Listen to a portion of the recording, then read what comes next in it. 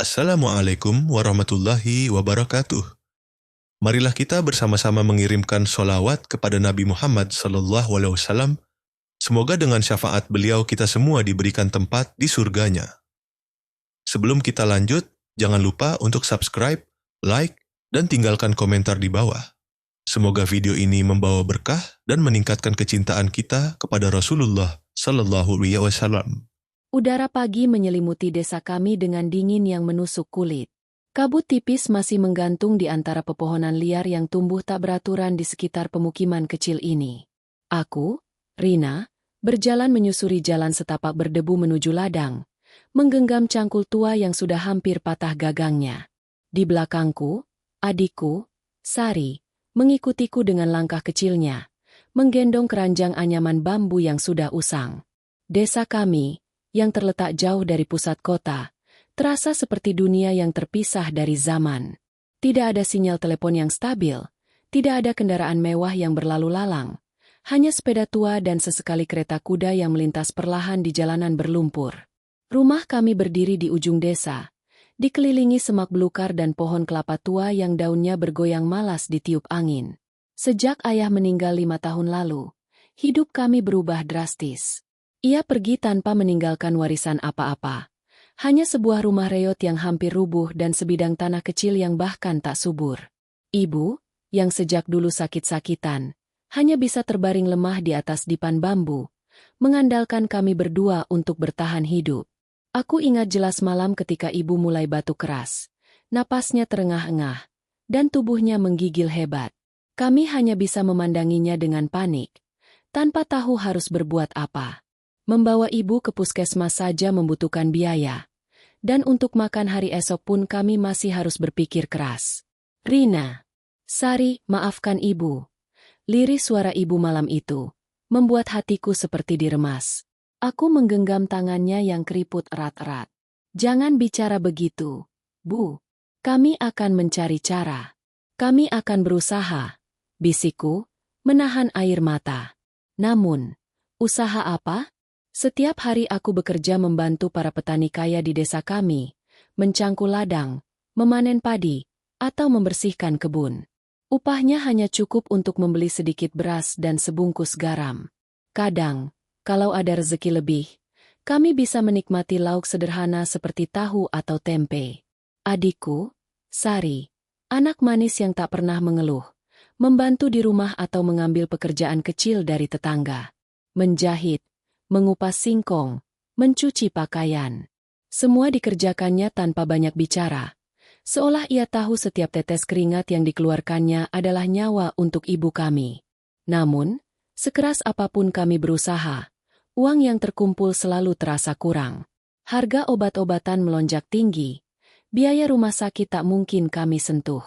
Setiap malam, saat Sari sudah terlelap, aku hanya bisa duduk di sudut kamar, menatap langit-langit yang penuh lubang, berdoa dalam diam kepada Allah, berharap ada keajaiban datang menyelamatkan kami.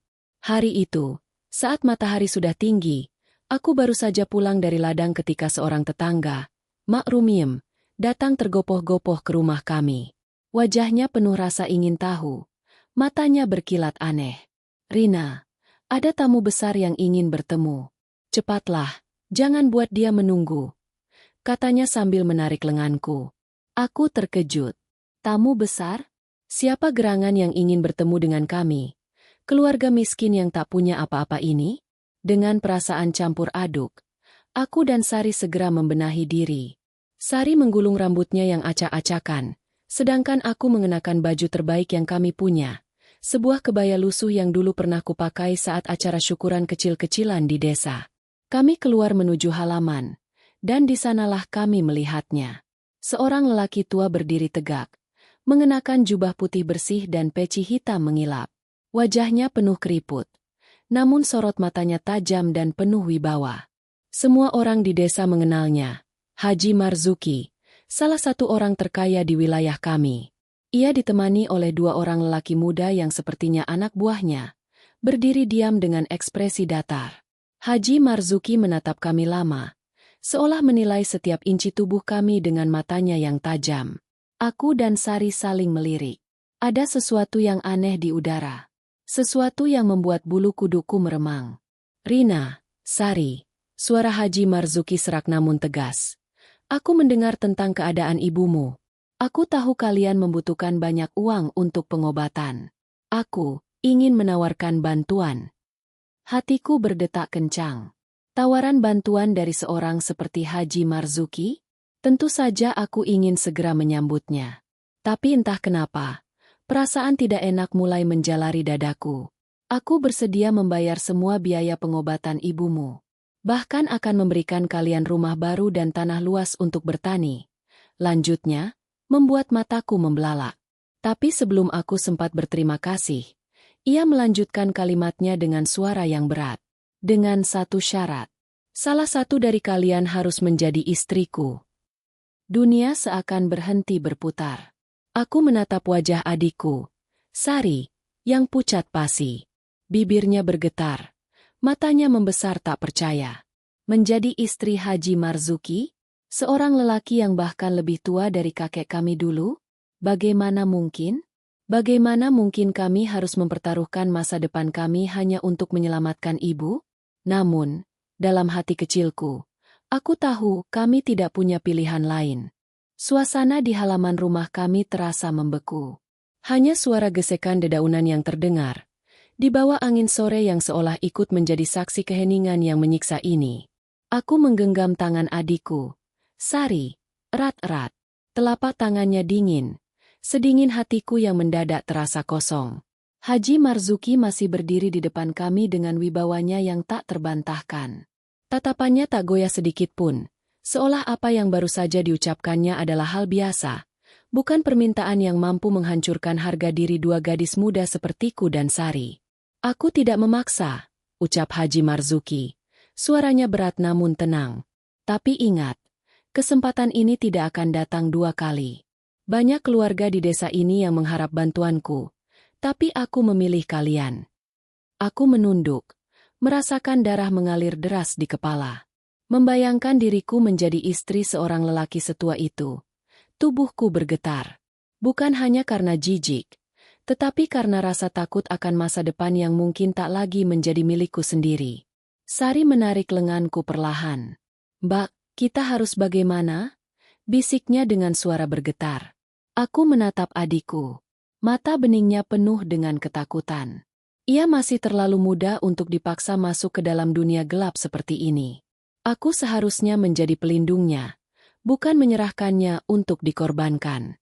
Namun, wajah ibu terbayang jelas di kepalaku. Tubuhnya yang kurus, napasnya yang berat, dan matanya yang menahan sakit setiap malam. Tanpa uang, tanpa pertolongan, ibu mungkin takkan bertahan lama. Aku menelan ludah, mencoba menguasai diri. Kalau salah satu dari kami setuju, suaraku terdengar asing di telingaku sendiri. Apa jaminannya ibu kami akan mendapatkan pengobatan dan kami tetap bisa hidup layak? Haji Marzuki tersenyum tipis. Aku orang yang memegang janji. Semua kebutuhan kalian akan kutanggung. Rumah baru, tanah, uang untuk pengobatan, dan masa depan yang lebih baik. Kalian hanya perlu menerima takdir kalian. Kata itu terasa seperti palu besar yang menghantam kepala kami. Aku menatap Sari lagi. Melihat adikku itu membuat dadaku sesak. Ia masih terlalu rapuh untuk menjalani semua ini. Aku tahu, akulah yang seharusnya menanggung beban ini. Aku mengangguk perlahan, meski seluruh tubuhku memberontak. "Baik, saya bersedia," kataku lirih. Namun, sebelum Haji Marzuki sempat merespons, suara Sari memecah udara. "Tidak, Mbak. Aku juga mau. Aku juga mau menikah dengannya," teriak Sari tiba-tiba. Aku terkejut. Aku menoleh, mendapati wajah Sari yang penuh air mata, namun juga penuh tekad. Ia menggenggam tanganku erat, seolah takut aku menanggung semua sendiri. "Aku tidak mau Mbak Rina sendirian menanggung ini. Kita lakukan bersama-sama demi ibu," kata Sari dengan suara bergetar. Haji Marzuki tampak mengangkat alisnya, seolah tidak menduga keputusan itu. "Menarik, sangat menarik," gumamnya pelan. Anak buahnya mulai berbisik-bisik, entah membicarakan apa. Tapi aku tidak peduli. Dunia kami seolah sudah berubah dalam sekejap. Tidak ada lagi masa muda. Tidak ada lagi impian tentang cinta sejati atau pernikahan bahagia. Yang ada hanyalah realita pahit yang harus kami jalani demi keluarga. Haji Marzuki mengangguk puas. Kalau begitu, besok pagi, setelah subuh, kita langsung akad nikah. Persiapkan diri kalian. Tanpa menunggu jawaban, ia berbalik dan pergi, diikuti para pengawalnya. Aku dan Sari hanya bisa berdiri terpaku, memandangi punggung mereka yang semakin menjauh. Ketika akhirnya kami kembali ke dalam rumah, aku memeluk Sari erat-erat. Kamu tidak harus melakukan ini, Dik. Bisku. Sari menggeleng. Aku mau, Mbak. Aku tidak mau kita berpisah. Kita hadapi ini bersama. Air mataku mengalir tanpa bisa dibendung lagi. Dalam diam, aku berdoa kepada Allah, memohon kekuatan yang entah dari mana harus kucari. Sebab esok hari, hidup kami akan berubah selamanya. Malam itu terasa lebih sunyi dari biasanya. Aku menatap langit-langit bocor yang menganga di atas kepala, mendengarkan suara serangga malam yang seolah ikut menangisi nasib kami. Aku dan adikku, dua gadis kecil dari desa miskin, akan menjadi istri dari seorang kakek kaya yang renta. Tidak ada jalan untuk mundur. Tidak ada ruang untuk menyesal. Yang tersisa hanya keberanian untuk melangkah ke dalam kegelapan yang tidak kami tahu ujungnya. Fajar belum sepenuhnya merekah saat aku dan Sari duduk bersimpuh di atas tikar lusuh di ruang tamu rumah kami. Lampu minyak bergoyang perlahan tertiup angin, menciptakan bayangan-bayangan suram di dinding kayu yang mulai lapuk. Hati kami berdegup tak menentu, seolah menunggu eksekusi yang akan menentukan jalan hidup selanjutnya. Ibu masih terbaring lemah di biliknya. Ia tidak tahu rencana besar yang akan kami jalani hari ini. Aku memilih merahasiakan semuanya. Tak ingin membuat hatinya hancur lebih dulu. Biarlah aku dan Sari menanggung beban ini sendirian. Dari kejauhan, suara langkah kaki mendekat. Ketukan pelan di pintu kayu kami memecahkan keheningan. Mak Rumiem masuk, diikuti oleh seorang penghulu desa dan dua saksi yang mengenakan baju koko putih. Di belakang mereka, Haji Marzuki muncul, mengenakan pakaian serba putih dan peci bersih. Wajahnya tersenyum puas. Sementara kami, gadis-gadis muda yang bahkan belum sempat merasakan manisnya kehidupan, hanya bisa menunduk dalam diam. Penghulu membuka buku nikahnya. Siapakah yang pertama dinikahkan? Tanyanya dengan suara pelan. Aku mengangkat tangan, merasakan tubuhku bergetar. Saya, Rina. Penghulu mengangguk. Prosesi dimulai. Aku duduk di hadapan Haji Marzuki. Tanganku yang dingin dan gemetar bertaut di pangkuanku. Dengan suara serak, aku mengucapkan ijab kabul, mengikuti lafal yang dibimbing penghulu. Haji Marzuki membalas dengan mantap, seolah semua ini hanyalah urusan bisnis biasa. Alhamdulillah, sah, ucap penghulu dengan suara berat. Semua saksi mengangguk. Haji Marzuki tersenyum, lalu menoleh ke arah Sari. Berikutnya, setelah aku menceraikan Rina nanti, aku akan menikahi Sari. Aku menahan napas. Penghulu mengangguk lagi. Dengan cepat, Haji Marzuki membaca talak di hadapan saksi dan penghulu. Seolah-olah pernikahan suci yang baru saja berlangsung barusan adalah sekadar formalitas belaka. Setelah itu, Sari maju dengan langkah gemetar. Aku melihat wajah adikku itu, pucat seperti kapas. Namun matanya penuh keberanian yang entah dari mana datangnya. Prosesi ijab kabul kembali dimulai. Sari mengikuti lafal yang dibimbing.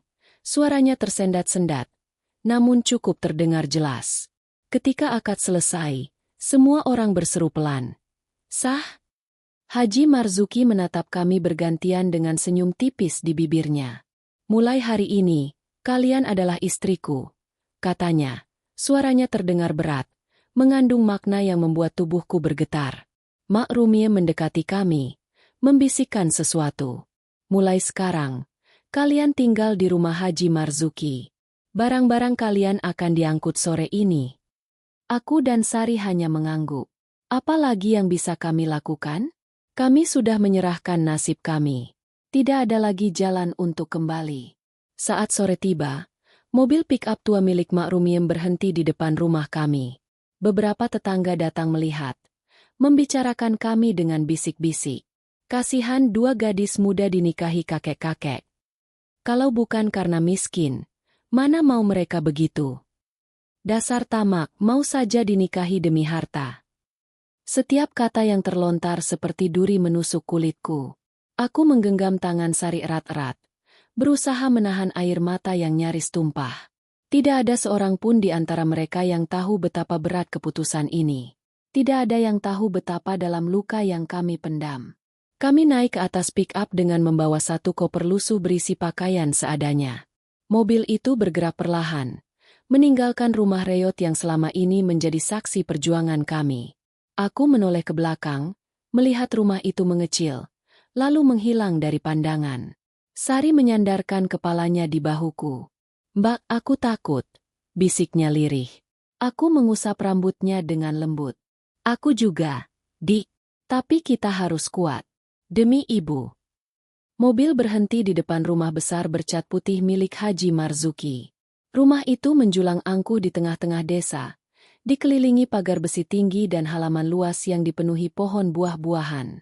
Tempat yang sama sekali asing bagi kami yang terbiasa hidup dalam kesederhanaan. Seorang pembantu wanita setengah baya menyambut kami di depan pintu. "Neng Rina, Neng Sari, ayo masuk. Bapak Haji sudah menunggu."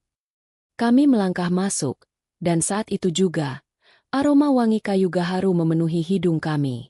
Rumah itu megah, dingin, dan terasa asing. Setiap sudutnya seolah berbisik, mengingatkan kami bahwa tempat ini bukan rumah kami. Ini adalah sangkar emas yang tak pernah kami minta. Di ruang tamu yang luas, Haji Marzuki sudah duduk di sofa kulit hitam. Ia tersenyum lebar saat melihat kami. "Mulai malam ini, kalian tinggal di sini. Kamar kalian sudah kusiapkan," katanya. Seorang pembantu lain memandu kami ke lantai atas, ke kamar-kamar terpisah yang dipenuhi perabot mahal. Tempat tidur empuk, lemari besar, pendingin udara. Semua fasilitas yang bahkan dalam mimpi pun tak pernah kami bayangkan. Namun, seindah apapun tempat ini, hati kami tetap kosong. Malam itu, aku duduk di pinggir tempat tidur, menatap lampu gantung megah di langit-langit. Aku tidak menangis. Air mataku sudah habis. Di kamar sebelah, Sari juga terdiam dalam gelap. Kami berdua terkurung dalam kemewahan yang justru terasa seperti jerat. Haji Marzuki, suami kami sekarang, adalah raja kecil di istananya. Dan kami hanyalah dua budak yang telah menyerahkan diri atas nama cinta pada ibu. Malam pertama itu berlalu dalam keheningan. Tidak ada tangisan, tidak ada tawa. Hanya keheningan panjang yang seolah menelan semua impian kami. Di luar sana, bintang-bintang bergeming di langit gelap. Hanya Allah yang tahu betapa dalam luka yang mulai mengakar di hati kami malam itu. Pagi itu, sinar matahari menembus jendela besar kamar yang lebih mewah dari apapun yang pernah aku dan Sari impikan. Namun, tidak ada kehangatan yang terasa. Yang ada hanya kehampaan, membungkus tubuh kami seperti kabut dingin yang tak mau pergi. Aku duduk di tepi tempat tidur, memandangi gaun tidur sutra yang entah kenapa membuatku merasa telanjang di dalam balutan kemewahan itu. Di kamar sebelah, Sari belum keluar. Aku tahu dia sedang bergelut dengan luka yang sama. Luka yang belum sempat kering sejak akad nikah dini hari kemarin. Ketukan pelan terdengar di pintu. "Masuk," kataku tanpa tenaga. Pembantu wanita yang kemarin membukakan pintu untuk kami masuk perlahan. Ia membawa baki berisi sarapan, roti hangat, segelas susu, dan buah-buahan segar. "Neng, Bapak Haji ingin sarapan bersama di teras belakang. Silakan bersiap," ucapnya dengan nada sopan tapi datar. Aku hanya mengangguk. Setelah ia pergi, aku mengenakan pakaian yang sudah disiapkan. Kebaya modern berwarna pastel dengan rok panjang berbahan sutra. Rasanya aneh, seperti mengenakan pakaian orang lain, seperti meniru hidup yang bukan milikku. Tak lama, aku dan Sari bertemu di lorong. Mata kami saling bertaut. Adikku tampak pucat, matanya sembab. Namun ia memaksakan sebuah senyum kecil. Senyum getir yang membuat hatiku semakin hancur. Kami berjalan menuju teras belakang, di mana Haji Marzuki sudah menunggu. Ia duduk santai di kursi rotan besar, mengenakan jubah longgar dan peci putih. Di meja depannya, berbagai makanan mewah tersaji. Nasi kebuli, ayam panggang, sup daging kambing, kue-kue kecil yang belum pernah kami cicipi seumur hidup. Selamat pagi, istri-istriku. Sapa Haji Marzuki dengan senyum lebar. Aku dan Sari membungkuk hormat, menahan perasaan yang bergolak di dalam dada. Silakan makan. Kalian butuh banyak tenaga. Mulai hari ini, kalian akan belajar bagaimana menjadi istri Haji Marzuki. Lanjutnya sambil mengambil potongan roti dan mencelupkannya ke dalam madu. Aku mencium aroma kuat dari makanan itu. Tapi perutku terasa mual. Setiap gigitan terasa seperti duri yang menusuk tenggorokan. Namun, aku tetap menyuapkan makanan ke mulutku, berusaha bertahan. Haji Marzuki mulai berbicara tentang aturan rumah, tentang jadwal ibadah, tentang kewajiban melayani tamu jika ada yang datang, tentang menjaga nama baik keluarga, tentang bagaimana kami harus selalu tampil sopan, berbicara lembut, dan menundukkan pandangan jika bertemu dengan tamu pria. Aku mendengarkan dengan kepala tertunduk. Setiap kalimatnya terasa seperti pasak yang menancap lebih dalam ke dalam jiwaku. Setelah sarapan, Haji Marzuki memutuskan untuk mengajak kami keliling rumah. Ia menunjukkan kamar-kamar tamu, ruang keluarga, perpustakaan kecil, dan gudang tempat menyimpan segala macam barang antik. Rumah ini luas sekali, lebih besar dari seluruh gang tempat rumah kami dulu berdiri. Namun, semakin jauh kami berjalan, semakin kuat rasa asing yang merayap di dadaku. Ini bukan rumah kami. Ini bukan hidup kami. Ini adalah sangkar emas. Dan kami hanyalah dua burung kecil yang tidak lagi bebas. Malam itu, aku berdiri di balkon kamar, memandangi langit malam yang bertabur bintang. Udara dingin menusuk kulitku, tapi aku tetap di sana, berharap bisa menemukan sedikit ketenangan. Tiba-tiba, langkah kaki ringan terdengar mendekat. Sari berdiri di sampingku, mengenakan piyama tipis. Wajahnya terlihat lebih dewasa dari semalam. Kamu tidak bisa tidur? Tanyaku pelan. Sari menggeleng. Setiap aku memejamkan mata, aku merasa kita sedang bermimpi buruk. Aku menghela napas panjang, mencoba mencari kata-kata penghiburan, tapi lidahku keluh. Kita harus kuat, Dik. Kita melakukan ini demi ibu. Akhirnya itu saja yang bisa kukatakan. Sari tersenyum kecil, lalu menyandarkan kepalanya di pundakku. Aku tahu, Mbak, tapi kadang aku bertanya-tanya, apa Allah benar-benar menginginkan kita menjalani semua ini? Aku memejamkan mata, menahan air mata yang kembali mendesak keluar. Allah tahu segalanya. Mungkin ini bagian dari rencananya. Bisikku. Meski aku sendiri mulai meragukan kata-kataku. Malam itu, kami berdua berdiri lama di balkon, saling menguatkan dalam diam. Tak ada kata-kata, hanya ikatan tak terlihat yang menahan kami agar tidak hancur. Hari-hari berlalu dalam ritme yang sama. Setiap pagi, kami menyambut Haji Marzuki dengan senyum palsu. Setiap siang, kami mengikuti pelajaran adab dan tata krama dari guru privat yang diundangnya. Setiap malam, kami tidur dalam ketakutan akan hari esok yang tidak kami mengerti. Desa mulai berguncang dengan berbagai rumor. Orang-orang mulai membicarakan bagaimana dua gadis muda dari keluarga miskin bisa tiba-tiba hidup dalam kemewahan. Ada yang iri, ada yang mencibir, ada yang memfitnah. Si Rina dan Sari itu pasti sudah menjual diri mereka. Bisik-bisik terdengar di pasar. Dasar perempuan serakah. Demi uang, rela jadi istri kakek-kakek. Setiap kata itu menusuk seperti duri. Tapi aku dan Sari memilih diam, menahan semua luka itu dalam dada. Karena kami tahu, tidak ada yang lebih penting dari menyelamatkan ibu. Namun, tanpa kami sadari, badai yang lebih besar sedang bersiap menerjang hidup kami. Sebuah rahasia kelam yang selama ini tersembunyi di balik wajah ramah Haji Marzuki, perlahan akan terungkap.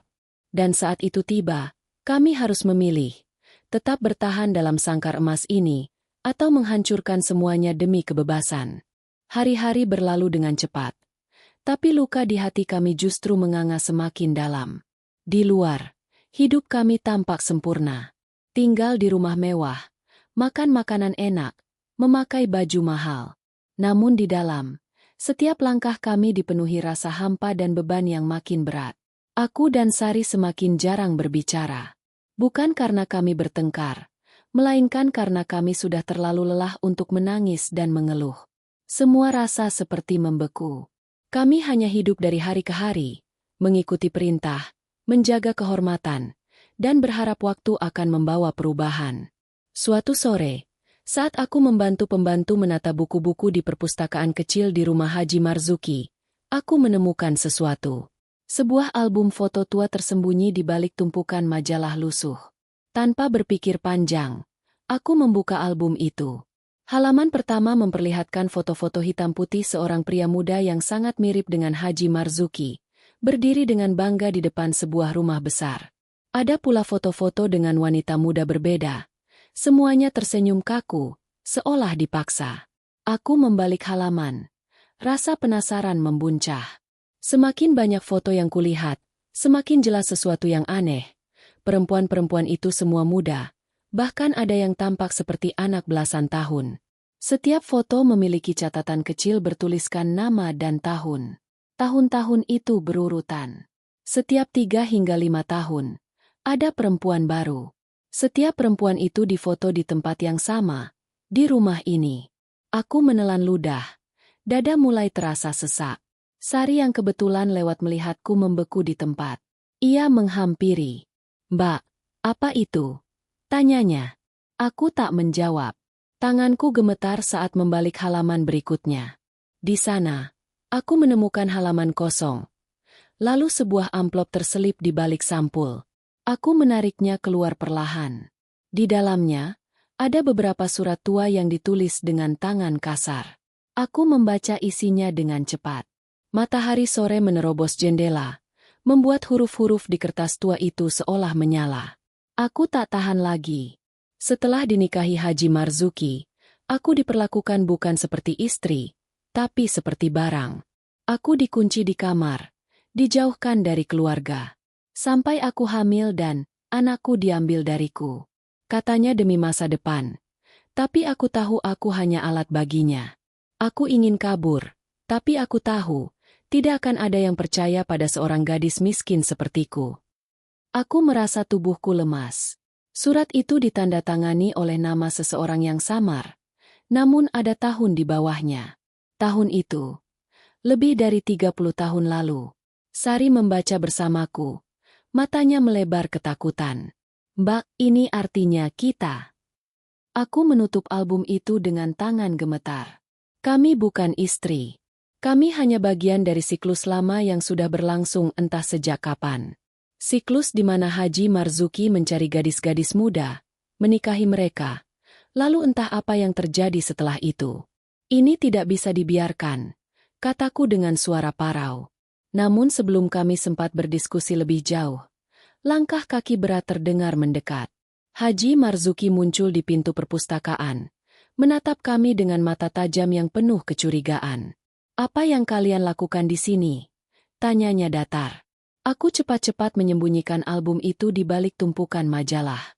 "Tidak apa-apa, Pak Haji. Kami hanya membereskan buku-buku," jawabku cepat. Ia menatap kami lama, lalu tersenyum tipis. "Hati-hati, Rina, Sari. Ada banyak hal di rumah ini yang sebaiknya tidak kalian ketahui." Ucapannya itu membuat bulu kuduku berdiri. Aku tahu, kami sedang diawasi. Malam itu, aku dan Sari berbaring di kamar masing-masing, mata terbuka menatap langit-langit. Pikiran kami sama. Bagaimana cara keluar dari neraka yang membungkus kami dengan sutra emas ini? Aku menggenggam selembar surat dari album itu di bawah bantal, berjanji dalam hati bahwa apapun yang terjadi, aku harus melindungi Sari. Tidak peduli seberapa kuat Haji Marzuki. Tidak peduli seberapa dalam kami sudah terjebak. Aku harus menemukan jalan keluar. Sebelum semuanya terlambat.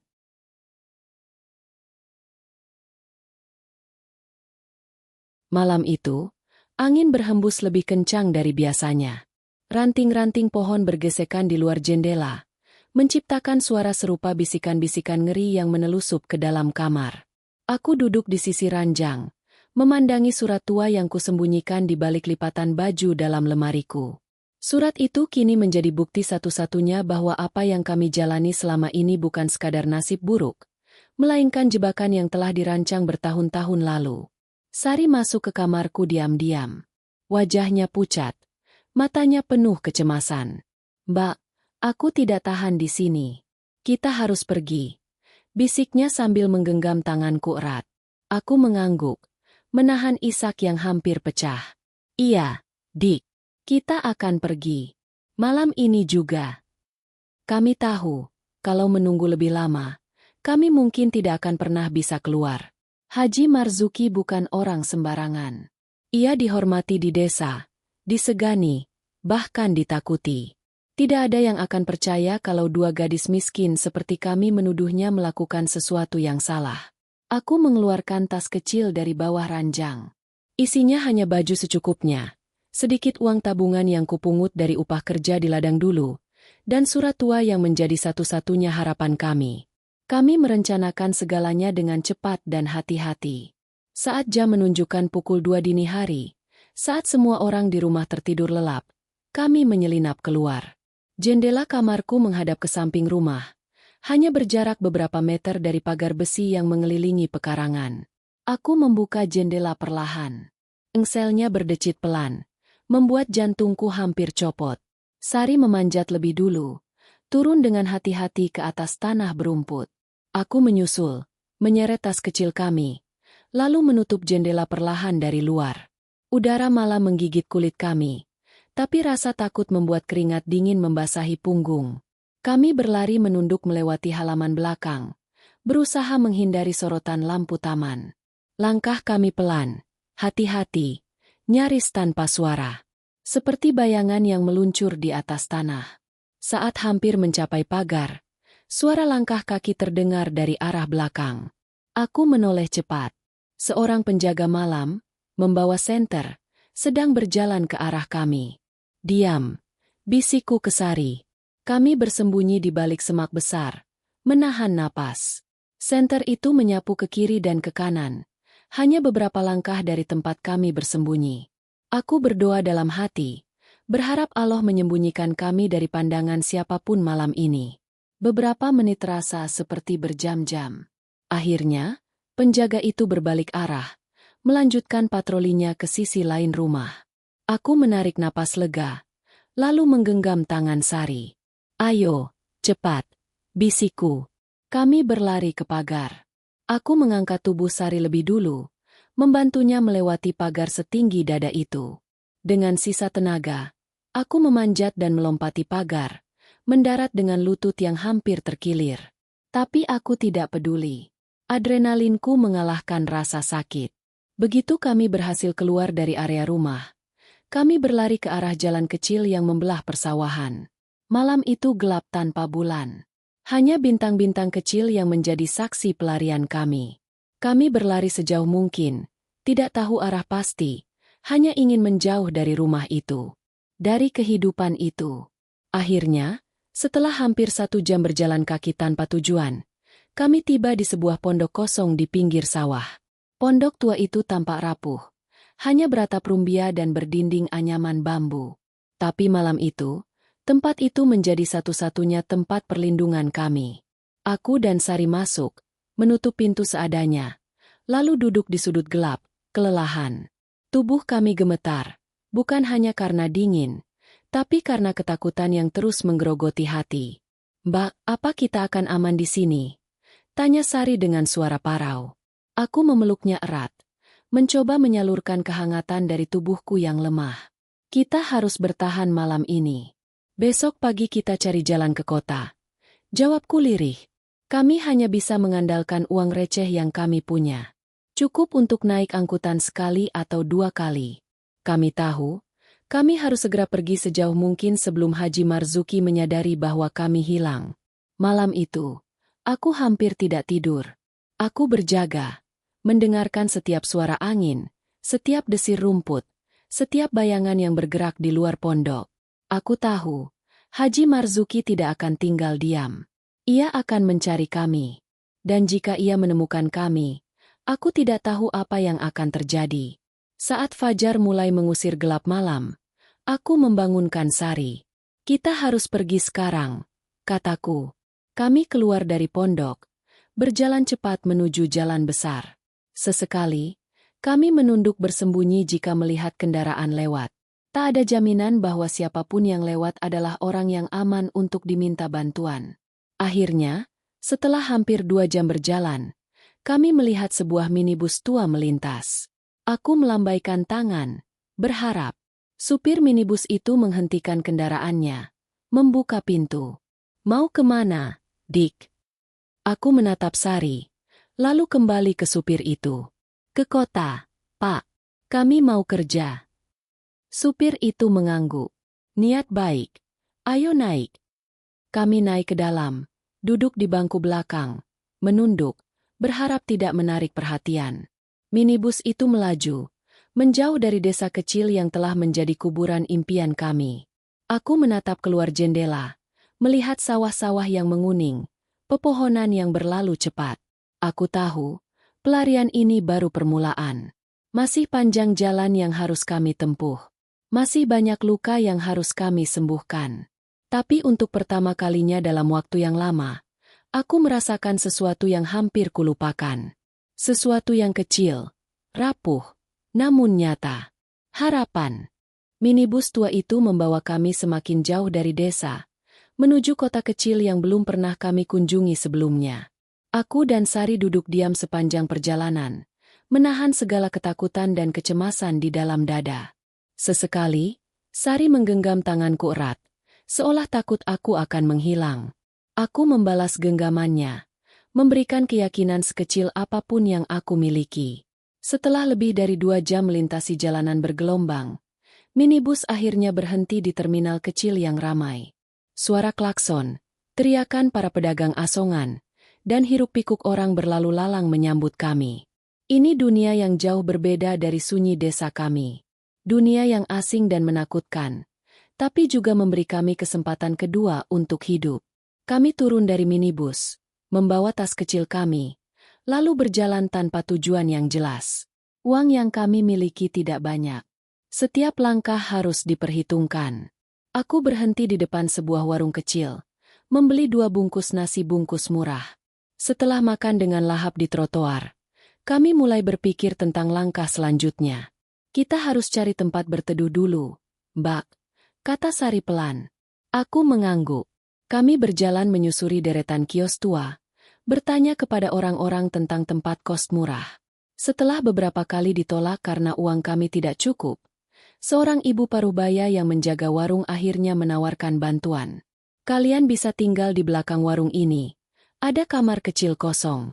Memang tidak mewah, tapi cukup untuk berteduh, katanya sambil tersenyum ramah. Kami hampir menangis karena lega. Dengan bayaran seadanya, kami mendapatkan ruangan sempit berukuran 3 kali 3 meter, hanya beralas tikar dan berdinding papan tipis. Tapi bagi kami, tempat itu lebih berharga dari istana. Malam itu, aku dan Sari tidur beralaskan harapan baru. Keesokan paginya, aku mulai mencari pekerjaan. Aku melamar di warung makan, menawarkan diri menjadi pencuci piring. Sementara itu, Sari mencoba melamar di kios pakaian bekas sebagai penjaga. Meski awalnya pemilik kios ragu karena usia Sari masih muda, akhirnya ia diterima karena melihat ketulusan di mata adikku. Hari-hari kami di kota dimulai dengan kerja keras tanpa henti. Aku mencuci piring dari pagi sampai malam, berdiri berjam-jam dengan tangan keriput karena air sabun. Sari menjaga kios, berdiri seharian menawarkan baju bekas kepada pembeli yang kadang sinis, kadang ramah. Setiap malam, kami menghitung uang receh hasil kerja kami, menyisihkan sedikit demi sedikit untuk tabungan. Kami belajar hidup hemat. Makan hanya sekali sehari, minum air sumur, tidur berpelukan dalam ruangan sempit agar tetap hangat.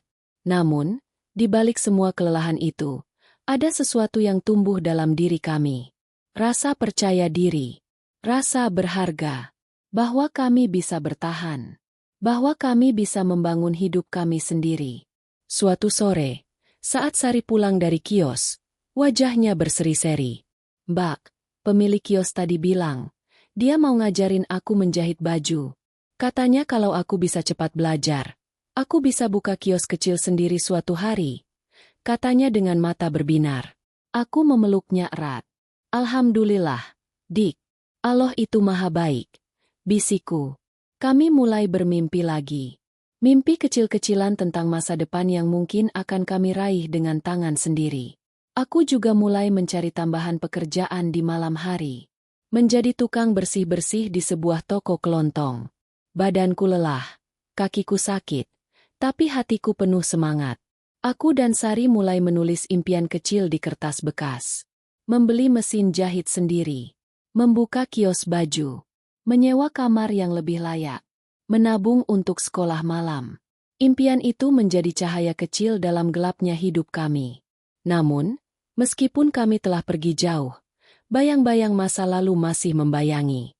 Suatu malam, saat aku pulang dari kerja, aku melihat seorang pria asing berdiri di seberang jalan, menatap ke arah warung tempat kami tinggal. Tubuhnya tegap, memakai jaket kulit, wajahnya keras. Aku menunduk, berpura-pura tidak melihat, lalu mempercepat langkah. Saat masuk ke kamar, aku langsung mengunci pintu rapat-rapat. Sari mendekat dengan wajah khawatir. "Mbak, kenapa?" "Aku rasa orang-orang Haji Marzuki mulai mencari kita," bisikku. Ketakutan lama kembali menyerbu.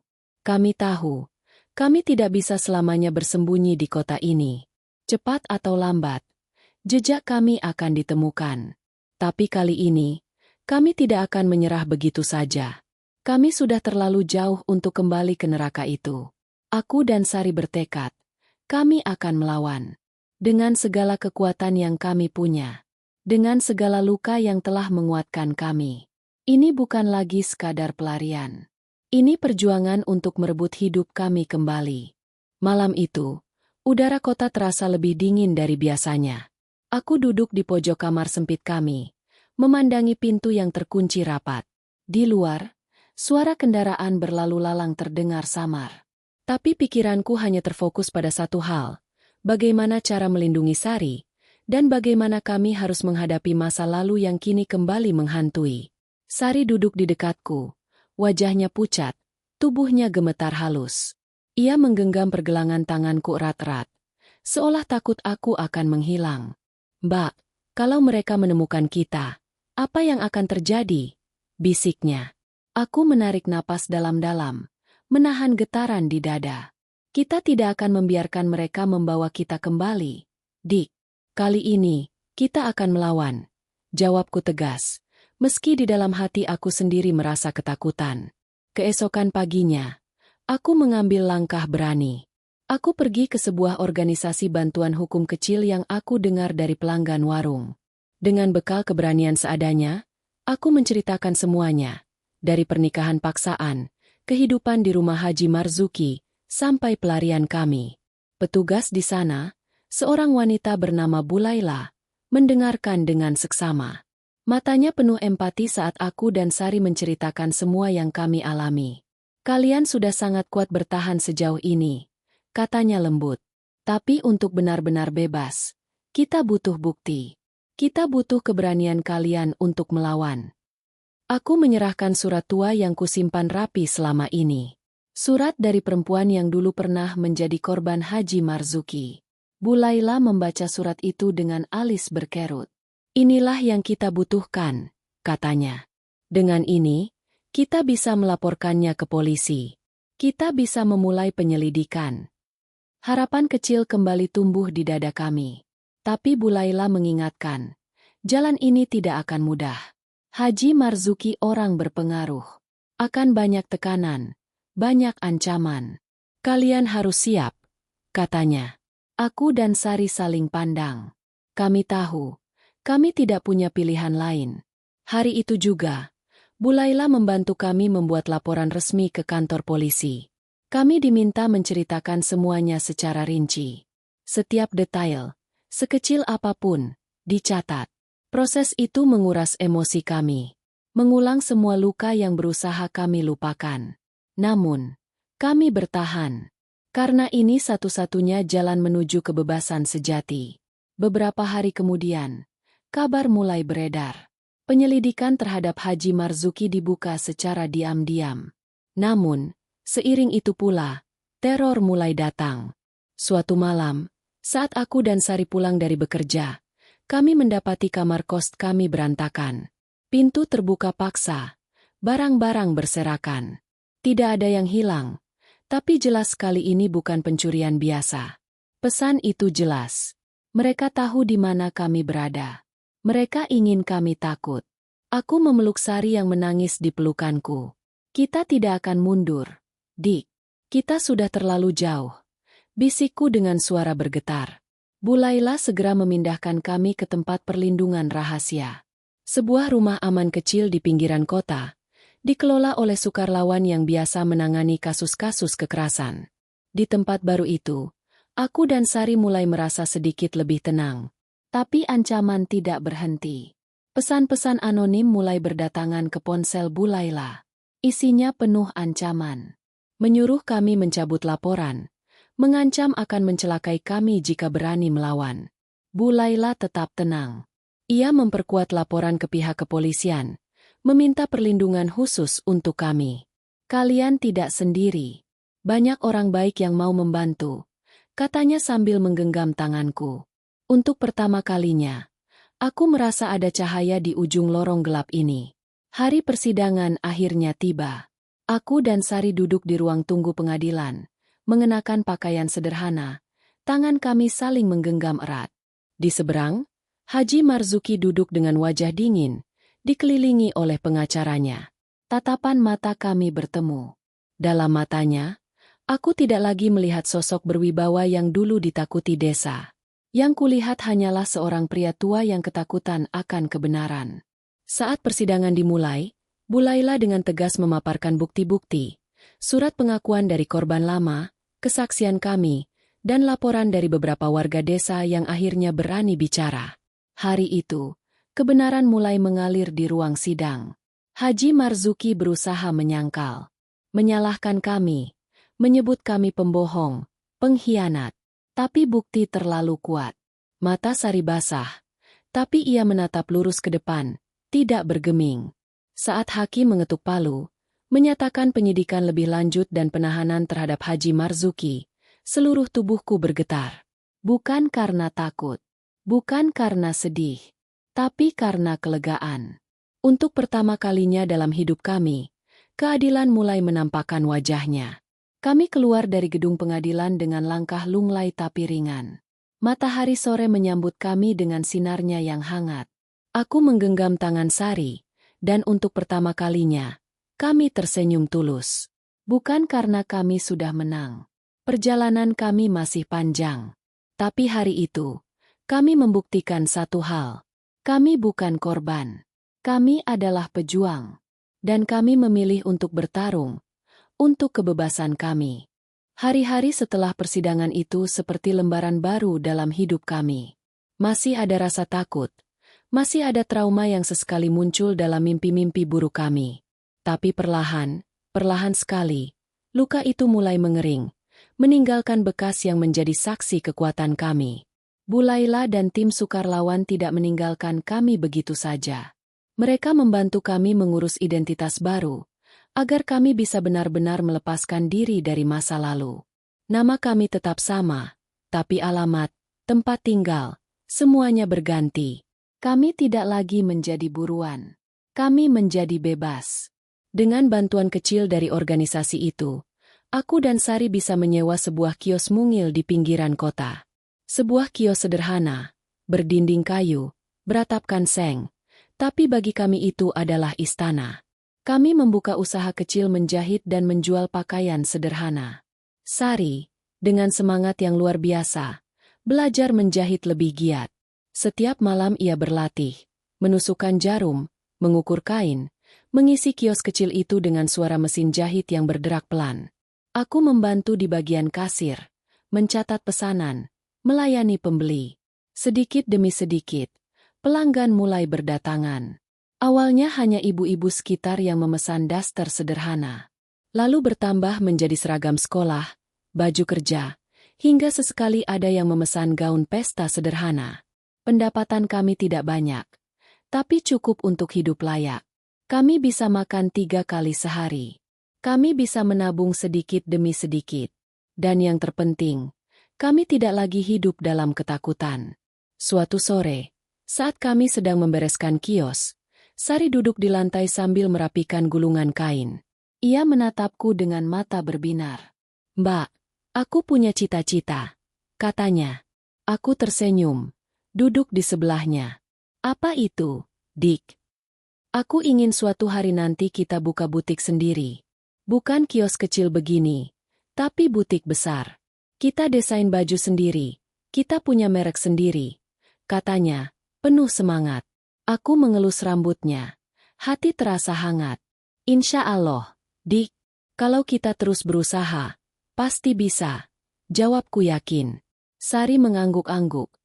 Matanya bersinar penuh harapan. Di matanya, aku melihat bayangan masa depan yang tak lagi dipenuhi ketakutan, tapi dipenuhi impian. Beberapa bulan berlalu. Hidup kami perlahan-lahan berubah. Kami menyisihkan sebagian dari penghasilan untuk biaya sekolah malam. Aku mengambil kursus akuntansi sederhana, belajar mencatat keuangan. Sari mengambil kursus desain mode, mengejar cita-citanya. Kami bertemu banyak orang baik di perjalanan kami. Orang-orang yang percaya pada kami, yang membantu tanpa menghakimi. Kami belajar bahwa dunia ini, meski penuh dengan kegelapan, tetap menyimpan cahaya bagi mereka yang mau berjuang menemukannya. Suatu malam, setelah seharian bekerja keras, aku dan Sari duduk di depan kios kami, menikmati udara malam. Langit bertabur bintang, angin bertiup sejuk. Sari bersandar di pundakku. "Mbak, terima kasih sudah selalu melindungiku," katanya pelan. Aku tersenyum, menahan haru. "Aku yang harus berterima kasih, Dik. Kalau bukan karena kamu, aku mungkin sudah menyerah sejak dulu," balasku. Kami tertawa kecil, menatap langit, membiarkan malam memeluk kami dengan damainya. Malam itu, aku sadar satu hal. Kami mungkin tidak pernah bisa melupakan luka masa lalu. Tapi kami bisa memilih untuk tidak membiarkan luka itu menentukan masa depan kami. Kami adalah 2 gadis kecil dari desa miskin, yang pernah hampir kehilangan segalanya. Tapi kami memilih bertahan. Kami memilih melawan. Kami memilih bermimpi lagi. Dan malam itu, di bawah langit penuh bintang, mimpi kami mulai tumbuh kembali. Mimpi tentang kehidupan baru. Mimpi tentang kebebasan sejati. Mimpi tentang masa depan yang kami bangun sendiri.